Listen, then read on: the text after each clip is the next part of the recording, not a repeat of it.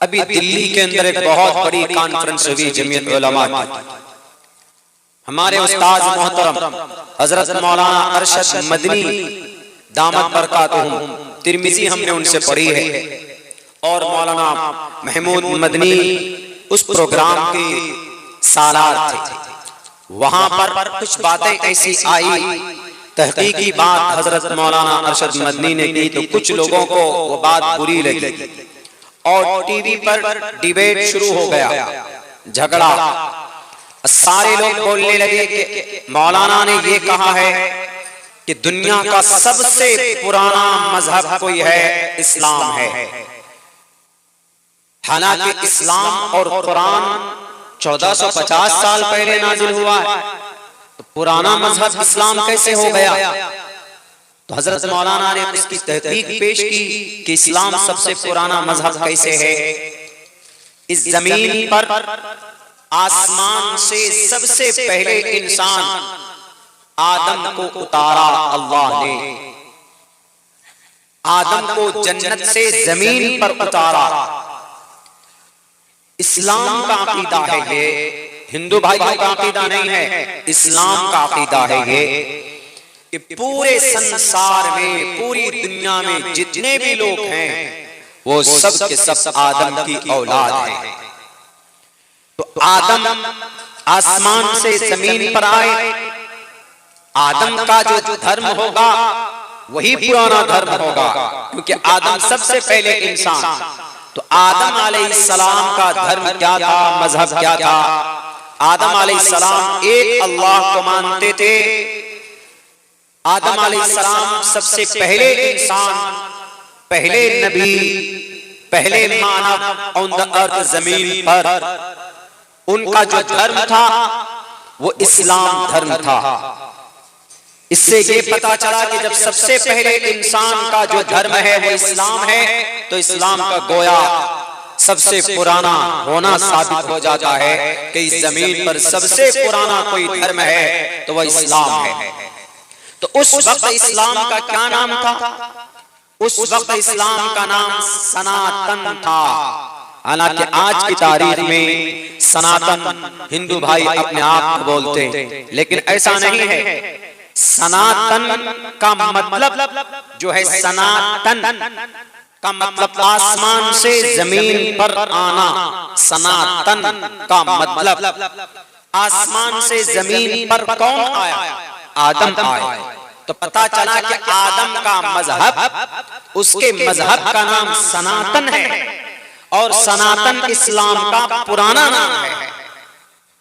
इस्लाम, लफ्ज़ इस्लाम मोहम्मद के जमाने से चला। हजरत आदम जो दीन लेकर आए थे, उस दीन में कमी हो गई थी। उस दीन में शैतान ने बुराइयां पैदा कर दी थी।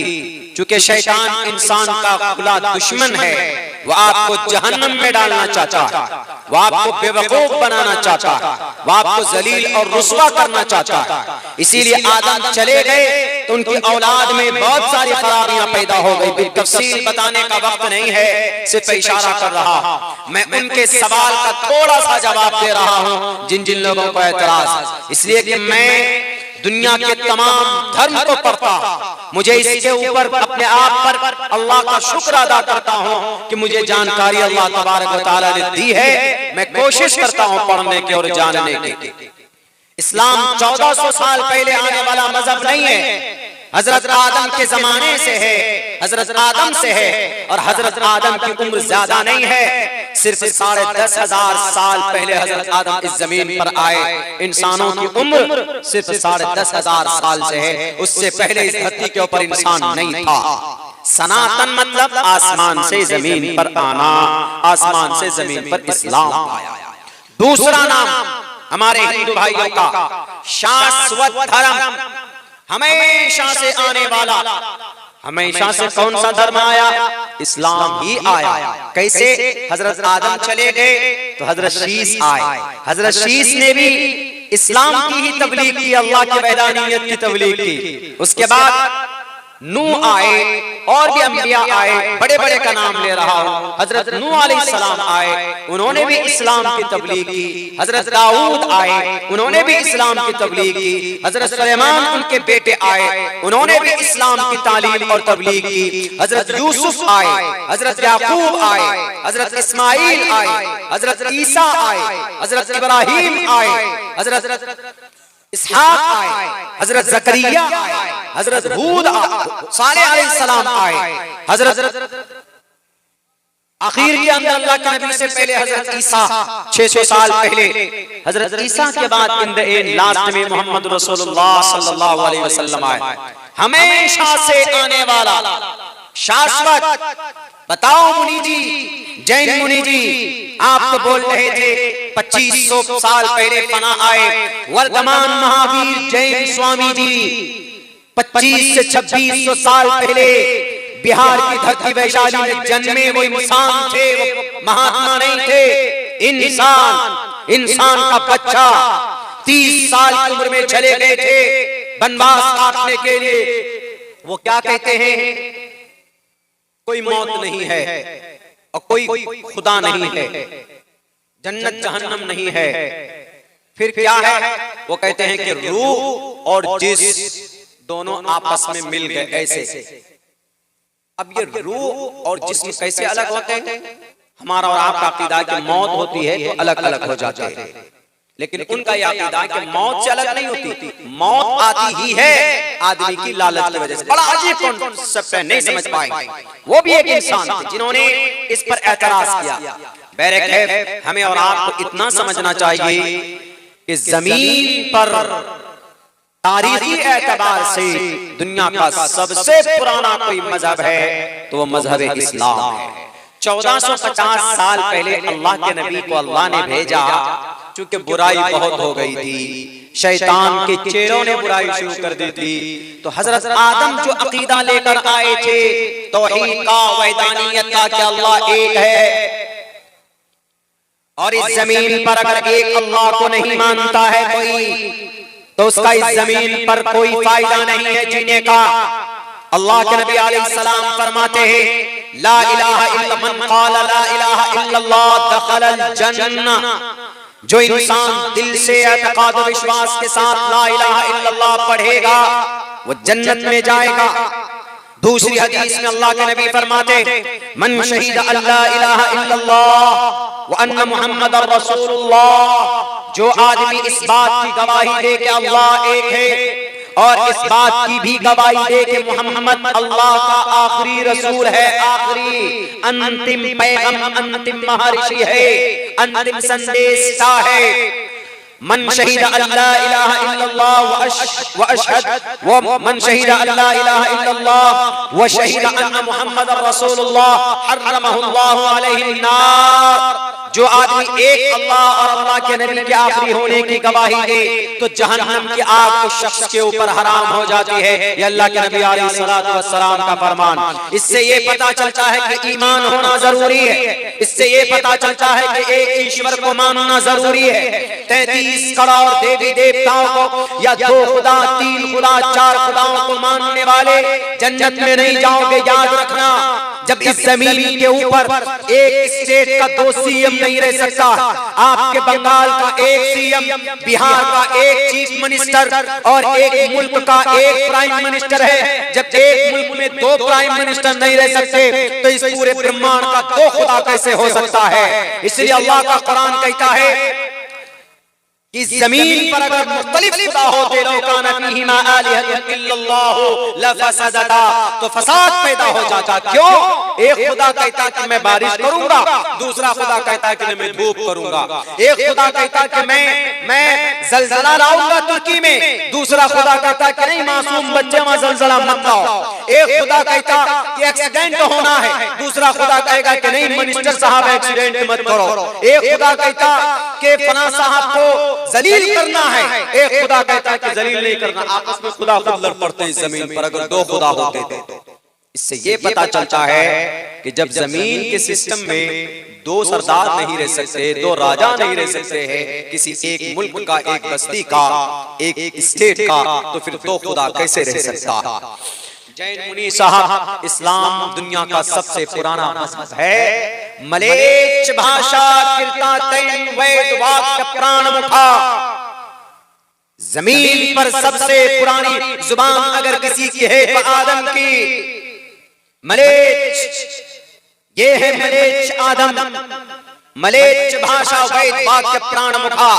हजरत आदम जिस दीन को लेकर आए, उसी दीन को अल्लाह के नबी अलैहिस्सलातु वस्सलाम ने आखिर में रिप्लेस किया, उसी को मॉडिफाई किया, अलग से बदला नहीं। जब कोई घर होता है, बनाते हैं उसको, उस घर को, जब वो घर 50 साल का हो जाता है तो उसके रेत बालू झड़ जाते हैं, तो दोबारा मिस्त्री को बुलाकर ऐसे ऐसे हथौड़ी से उसको क्लीन करके फिर प्लास्टर करते हैं। प्लास्टर करने के बाद फिर डेंट पेंट करते हैं, फिर घर नया बन जाता है। तो कोई ये कहे कि दूसरा नया घर बनाया है तो बेवकूफी है, लेकिन क्या कहेगा कि नहीं, घर तो पुराना था, उसी को डेंट पेंट किया है। सेम इस्लाम का ये मतलब है। इस्लाम है पुराना मजहब, सबसे पुराना। अल्लाह के नबी अलैहिस्सलातु वस्सलाम ने इसको डेंट पेंट किया है, इसको खूबसूरत बनाया है। अब क़यामत तक इसके अंदर कोई डेंटिंग पेंटिंग नहीं होगी, अब क़यामत तक इसके अंदर कोई तब्दीली नहीं होगी। ये वो मजहब है और क़यामत तक एक सिस्टम दे दिया, उसी सिस्टम का नाम कुरान है, उसी सिस्टम का नाम शरीयत है। इसलिए जिन लोगों को एतराज होता है कि इस्लाम दुनिया का 1450 साल पहले वाला सिर्फ मजहब है, तो गलत है। और सुनो मेरे भाइयों, मेरे मुसलमानों, अगर आपका बच्चा हाफिज़े कुरान बनता है तो यकीनन वो बच्चा 10 जहन्नमियों को जन्नत में लेके जाता। 10 जहन्नमियों अल्लाह कल क़यामत में कहेगा, फल्युक़ालु लिसाहिबिल कुरान, हाफिज़े कुरान से या कुरान की तिलावत करने वालों से कहेगा, इक़रा वर्तक़ी, पढ़ो और जन्नत के दरवाजे पर चढ़ता जा, चढ़ता जा। अकेले मत जाओ, 10 आदमी को लो अपने खानदान का, अम्मी अब्बा को लो अपने खानदान का, अपने उस्ताद को पकड़ो जिन पर जहन्नम जरूरी हो चुकी कि जहन्नम में जाएंगे, लो अपने। ये हाफिज़े कुरान का सम्मान है। दिखने में ऐसा लगता है कि क्या होगा, कुछ नहीं, इसलिए अपने बच्चों को हाफिज़े कुरान बनाइए। बच्चे को हम लोग पढ़ाते नहीं, वही बच्चा बिगड़ कर हमारा वैलेंटाइंस डे मनाता।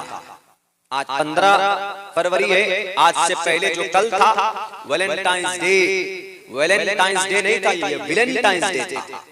हमारे जितने भी नए जनरेशन के लड़के हैं, न्यू जनरेशन है, ये वैलेंटाइंस डे मनाते हैं। Valentine's Day according to the Islam it is prohibited, not allowed to enjoy with any girl and boy. इजाजत नहीं है वैलेंटाइंस डे मनाने का। वैलेंटाइंस डे की हकीकत मैंने पहले बयान की, ये दूसरी हकीकत बयान कर रहा। वैलेंटाइंस डे ये वाकया बयान करके अपनी जगह लेता हूं। मेरे भाइयों, हमारा तो परेशानी पौन घंटे में गर्म होता है। हजरत मुफ्ती साहब यहाँ बैठे हैं, चूंकि नाज़िम जलसा भी हैं, हमसे बड़े भी हैं, बहुत लंबी बात भी करना जरूरी नहीं है, एक प्रोटोकॉल, एक सिस्टम होता है। आखिर में चूंकि हम ये जरूरी इशू है, अभी वैलेंटाइंस डे का बड़ा जोर चला। वैलेंटाइंस डे मतलब इसका ये होता है कि जितने भी नए लड़के होते हैं जो अपनी अपनी सेटिंग किए हुए रहते हैं, ये 14 फरवरी को गुलाब का फूल देकर अपनी मोहब्बत का इजहार करते हैं। इस्लाम में इसकी इजाजत नहीं है, इस्लाम में इसकी परमिशन नहीं है।